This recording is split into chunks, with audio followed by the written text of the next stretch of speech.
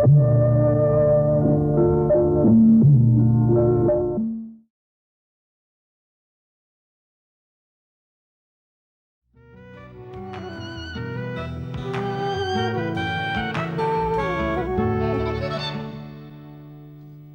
and welcome to my series of programs and conversations with men and women whose ideas, vision and philosophy define our contemporary world. My guest today is an engineer by training, a psychoanalyst by vocation and training, and a writer is what has brought him into the news most recently with a book on Mira and the Mahatma. He's published more than 15 books, writing extensively on subjects ranging from psychoanalysis, of mysticism, of violence, of sexuality. I'm delighted to welcome Dr. Sudhir Kakar. Thank you very much. Mysticism, sexuality, violence, is it more than a coincidence that these in some ways reflect and have strong bearing upon each other? And this has been more or less the focus of much of your writing. Yes, I think they're all very connected with each other, and they're also extreme states of human beings, and I'm interested in extreme states of human beings. All of them have a great charge of energy, and of course they're also related very much to our bodily life, and or at least they're not normal as one sees that. So, and I'm interested in people who are normal, but not really on that kind of just constrained by normality. So let's look at sort of the two protagonists of your book, Mira and the Mahatma. But before we really talk about the book, you sort of it's quasi-fiction. It's based on reality, based on as many facts as you could garner, but the rest of it is fiction. Why this approach to it? The reason is very simple, because my effort was to look at this relationship of these two people, and especially Mira, who is the heroine of the book, if one can call her that. And to get to her internal life, you can't have history. History gives you outer facts, but the emotional truth, you need fiction. And what I wanted to do was really that the historical truth and emotional truth none of them outweigh each other, that they both are in balance. So while juxtaposing the two, how is the reader reassured that that sort of fiction was reasonable fact, and fact is reasonable fiction? Okay. Well, there are three main characters in this book, and the narrator, who's Naveen, who's based also on a character who lived in that time in the ashram, but I say it in the beginning, in the foreword, he's almost completely fictional. He's my voice, he kind of ties down things together, moves the narrative forward, so I need him for my fiction. Gandhiji is almost all fact, because I wouldn't dare to go into what is going on in his internal life. I might dare to, but I didn't feel like it. So all the incidents which happen are true, all the letters which are quoted in are not changed, they are in his words. So that is almost all fact. Mira is where the very intense conversation between fact and fiction takes place. All the incidents are true, but for instance, when she says, he sent me away and I was feeling terrible. So then I use my novelist prerogative to what does this terrible mean. So I have a writing. But in a sense, that is a license that all right. all biography or all factual writing would also have. You met Mira. I met Mira in 1965 when I was a student in Vienna. And what was the immediate was the impact at that time the catalyst that then later matured into the book, or it just came up for you much later? One never knows these things of when some meeting takes place and when it kind of bears fruit. Yes, I'd forgotten about that meeting till I was thinking about Gandhiji, who also I'd written long ago in a non-fiction book, and then their relationship and Mira came up, and there are things which you never really know why you write a book. I mean, you always find reasons for it afterwards. You can find reasons. So what is your reason after the fact? My reason is after the fact now that I like passionate people, and I think Gandhiji and Mira were both very passionate people. And what is this passionate people? I think both who have very intense conversation, the spirit and the flesh. I think that is the definition of passion as I see it, and both of them had it. So this is. In fact, this has been a strand through much of your writing, and to what degree does that reflect a personal conflict for you, or a personal struggle between the spirit and the flesh? Well, I hope it's not a struggle. It is a conversation which goes on taking place between the two. I think it's a friendly conversation and not a conflict. But I respect both, but I also see that both can be very antagonistic at times, which leads to all kinds of conflicts. But when they are in harmony, I think those are the most beautiful moments of creation for everyone, whether it's music, So is this conversation, in a sense, the privilege of a psychoanalyst? Gandhiji plainly, struggled enormously with this, and it remained for him a conflict, and that is what much of the book, in a sense, focuses on. So would you say that this is sort of the luxury, the privilege of psychoanalysis? No, I think lots of people are privileged that way. I think any kind of creation, when it is taking place, any kind of even artistic creation, mystical creation, there I think this struggle is not there. That is when the times when they come in harmony. And I think Gandhiji also had moments. They were very great moments. The Dandi March, for instance, when he is in his full flow, when you see him, how he walks, the smile on his face, I think that time there was not struggle. They were both very much together. So there are in people's lives different moments, and Gandhiji had those moments too.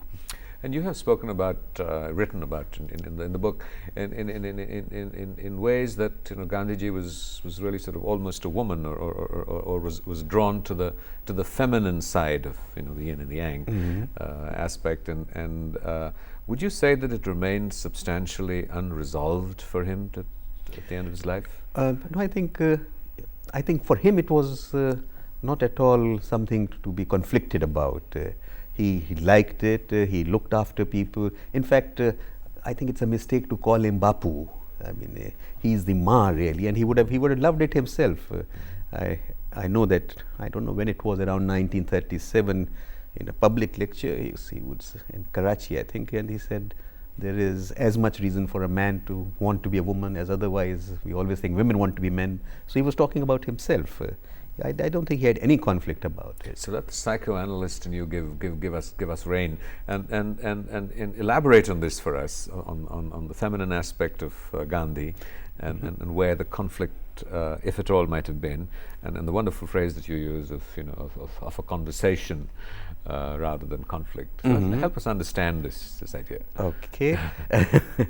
Well, I think one part is, we call it feminine, but the caring of the next generation, the caring for the wounded, the sick, the conflicted, we call it feminine, the nursing. And Gandhiji. Sort of, the modern gender theory sort of beat you up for this? Well, they might, but we normally associate with that this caring is not really a male, but it is much more a woman part. And Gandhiji was a very, very caring person of people who were close to him, but also people who were not close to him. The kind of nursing, the amount of care he took. In fact, people who were sick in the ashram, it was much better to be sick in the ashram. You got to see Gandhiji much, much more than when you were well, and also at least he had that great part in it. Then he was very interested in all the kind of life, normal parts of life, not on these great ideas and great theories kind of thing, but the day-to-day life of people, and that is also one of the, to be rooted in life in that much. So that was certainly what I would say the womanly part of Gandhi, and he enjoyed being with women, of course. And also, sort of again, the psychoanalyst in you, you've talked about how Meera, after Gandhiji passed away, just sort of blanked out those 10 years of her life with him. Isn't that too a very sort of a form of psychosis? I'm not sure I'm using the right word, right phrase, but a very significant aberration. And what does it tell us? Yeah.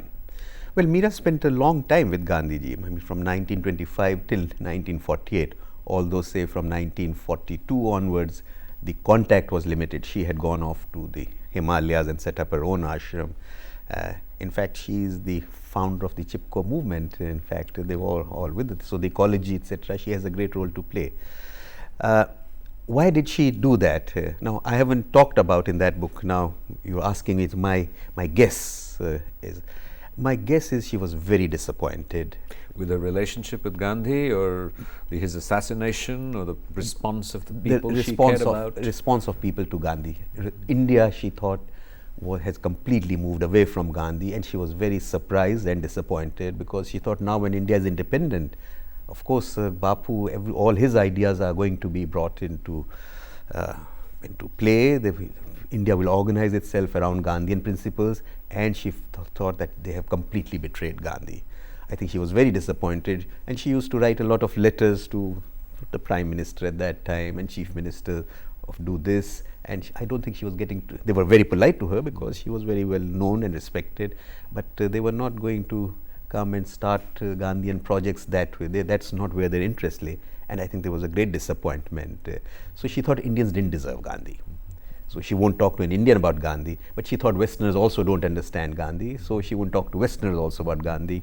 And I think she kind of locked him up in her heart, didn't throw away the key, but probably only opened it for herself, not for others. But in a sense, she already had a surrogate attachment, as it were, before Gandhi, and that just replaced Gandhi after sort of this period.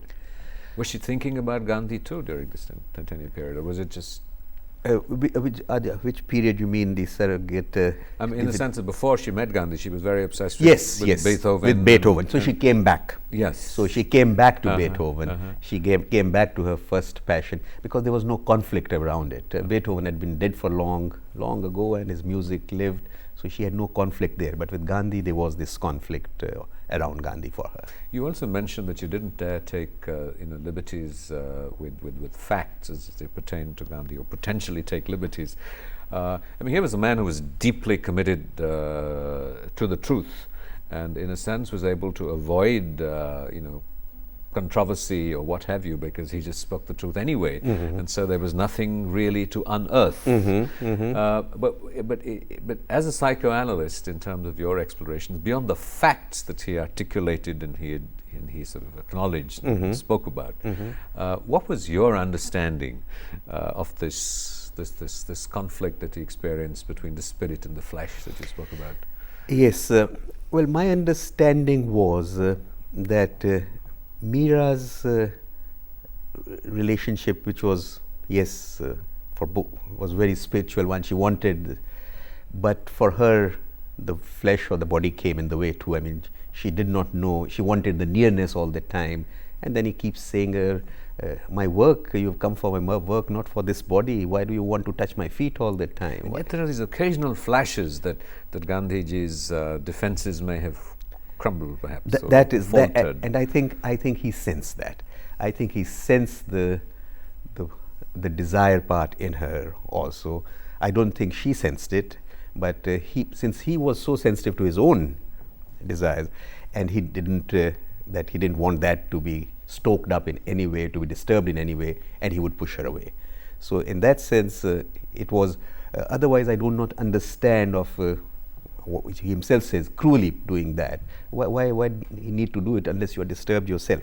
So I would say there was some kind of ashanti there, which her importunate, her wanting to be near him, brought in him too. And how have the Gandhians who deify Gandhi in sort of virtuous purity despite his own candor, how have they responded to your book?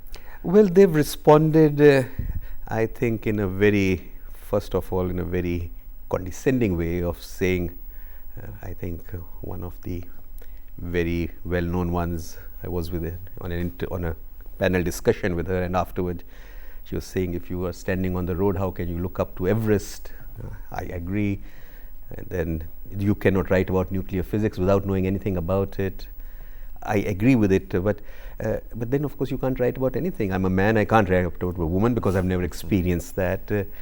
But there was that you cannot, any kind of human part of Gandhi, he's pure spirit to them, and any kind of humanness is an insult to Gandhiji. And I beg to completely differ and disagree. And in fact, that remains pretty much the appeal of Gandhiji to most of us. The fact that superhuman though he was, he represented a quality of humanness that made him accessible. Yes, absolutely, and I think that is the only way we can again keep on having access to him if we kind of make him into a devta and put him right only on 2nd October to be worshipped and paid obeisance, then there will be no point. It's only his accessibility which will influence our generation, which should, because I think he's a very, very great figure. It was this kind of sort of interest and approach that also had you focus on Vatsayan and the analyst and the mystic that looked at Ramakrishna. And here was a man of God. And what was your psychoanalysis of Ramakrishna? Again, in looking at mysticism, violence, and sexuality, time is too short. I would love to have explored the notion, of violence in Gandhi and how that may have, or his sort of interest in non-violence as a consequence, perhaps, of repressed sexuality. But that's for another day. But tell us about Ramakrishna. Well, Ramakrishna is also one of those figures where I think this conversation between spirit and flesh is there. He looks completely spirit outside. And less apparent in the case of Gandhi, less obvious. Much less apparent. In Gandhi it is there. Vatsayana, of course, is, since we don't know anything about him, he's completely, so to say, flesh or desire, but again there is a core of spirit, because at the end he says all this is really to get stillness of the spirit. So do you believe that? I think so. I think very much so. I think the goal of sexuality is not pleasure, but this kind of stillness. And Ramakrishna had also problems with his, very much so, with his sexuality, of his fear of women. So it was not that he's completely born without desire. Every saint, I think, has to struggle with desire. And if they call it passing through that, what is called the valley, the shadow of the valley, I think that shadow of the valley is of the desire. They have to pass through it some way, and some deal with it this way, some that way. So Ramakrishna also passed through that. As I guess that what you're also implying is that it's something that is a part of human experience, whether you're a Gandhi or a Ramakrishna or who or what you are. And it really depends in what way this conversation happened. And I have to keep repeating that. I love that phrase. But isn't somewhere sort of psychoanalysis of these great figures, of icons, essentially an exercise in irreverence? Mature way of approaching a great figure, whoever it is not through reverence. Reverence takes away all your critical faculties. It makes you a very small child. But through admiration, I think admiration is the mature way of approaching. I admire, but I do not want to be a part of this person and to just get his greatness, saying, you are great, but I'm a part of you, which means I can't see the person at all. I would like to see and admire, rather than put my forehead on the feet and say, you are so admire and understand. Admire and understand. I think understanding is the biggest compliment one can pay to the other human being. That you are trying to understand is the biggest way to get near another person than praying. But as a psychoanalyst, by vocation and training, I described in the introduction, isn't that sort of a preconceived framework, because that is your training, with which you approach this? And obviously there will be other terms of reference by which we can understand. Absolutely. This is certainly not the only way. This is one look at it. And I think if you have lots of I think they're all complementary ways of looking at it, and I think all can learn from each other. I think, but psychoanalytic is not the only way, but it is one of the ways, which is of looking at our humanness and making some sense of it. So give us a sort of a university 101 on psychoanalysis. What is its goal? What is its striving?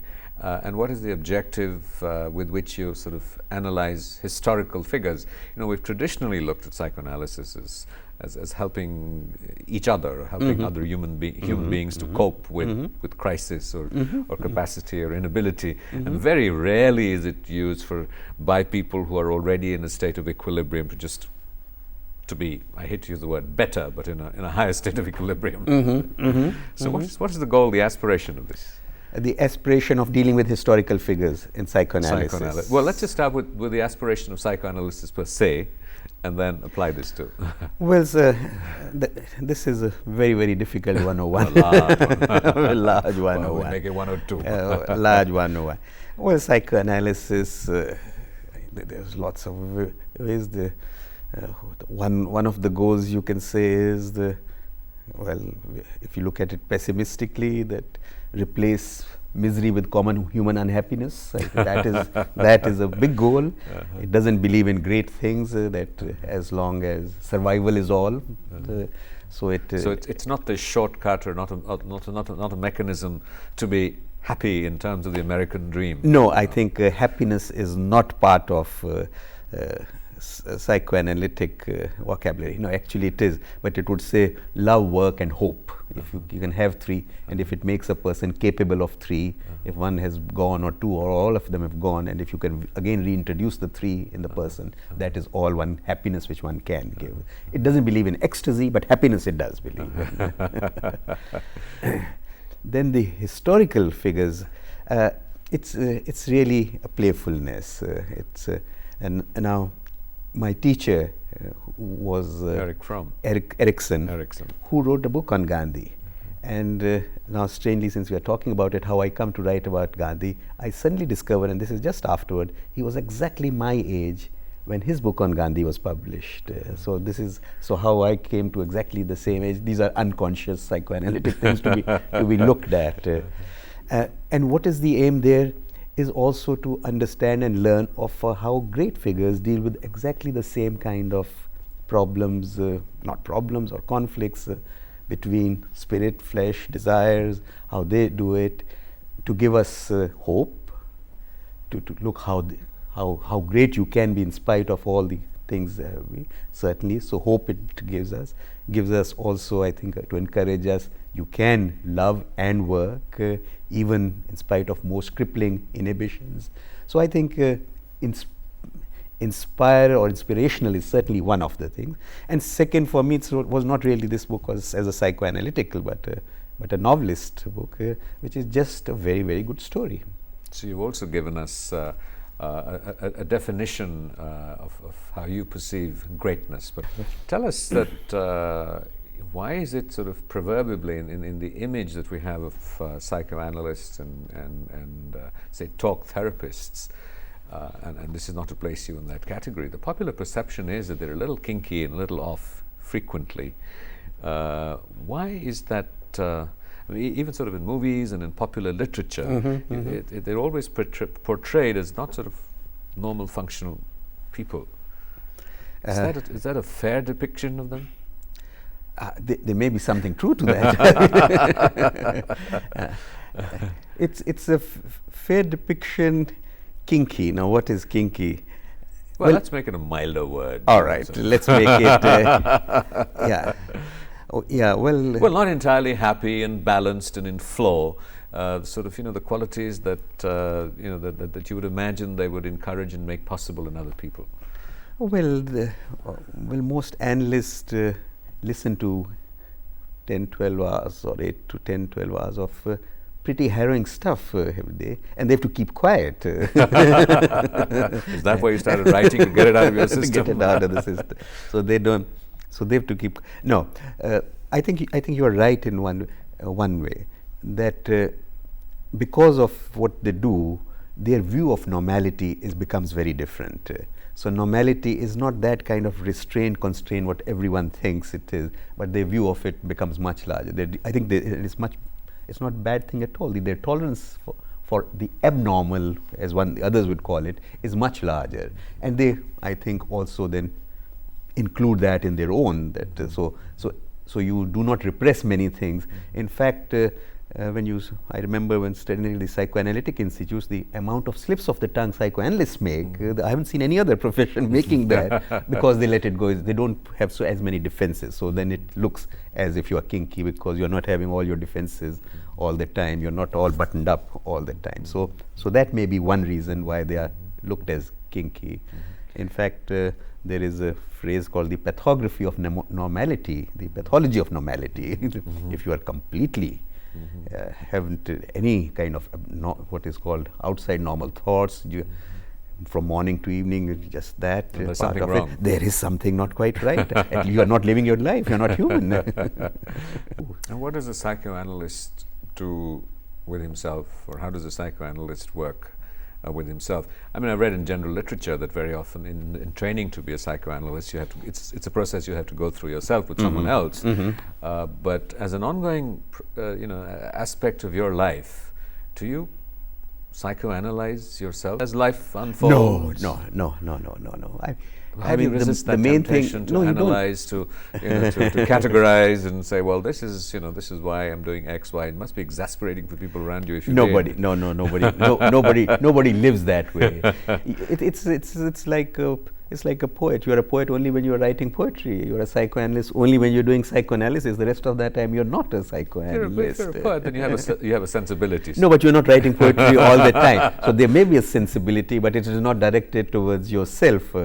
And in fact, if you are teaching, not teaching, but you are conveying to your clients that live your life and don't keep on being obsessed by analyzing it. So if you are going to do it yourself, it's not a great thing to do.